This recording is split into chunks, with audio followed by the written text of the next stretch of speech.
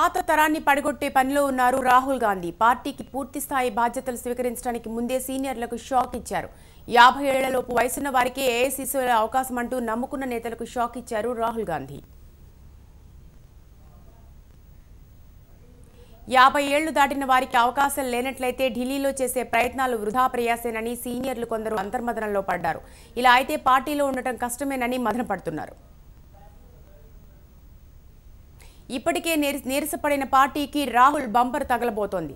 రాహుల్ పాలసీతో దిగ్విజయ్ లాంటి వారికే చోటు దక్కకపోతే మిగిలిన వారి పరిస్థితి ఏంటని సీనియర్లు ఆలోచనలో పడ్డారు. యూత్ కోసం రాహుల్ మితిమీరి ఆలోచిస్తున్నారని భగ్గుమంటున్నారు. పార్టీ బలోపేతం కోసం పార్టీ ఉపాధ్యక్షుడు నిర్ణయాలతో మతిపోతుందని మండిపడుతున్నారు.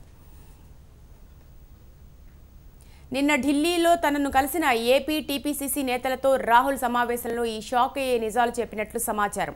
ఏఐసీసీలో ఆంధ్రప్రదేశ్, తెలంగాణ నేతలకు చోటు కల్పిస్తామంటూ పార్టీ ఉపాధ్యక్షుడు రాహుల్ పెట్టిన షరతులు విని దిమ్మ తిరిగి వయసు షరతు పెట్టి ఏఐసీసీలో చోటు కోసం ఒక్కో రాష్ట్రం నుంచి 5 పేర్లను సూచించాలని రాహుల్ కోరారు.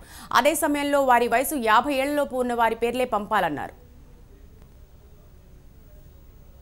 ఇప్పటిదాకా ఏఐసీసీలో పదవులు ఆశిస్తున్న సీనియర్లకు రాహుల్ నిర్ణయాలతో తమకు ఢిల్లీ మెట్లు ఎక్కే అవకాశం కోల్పోయామని వాపోతున్నారు.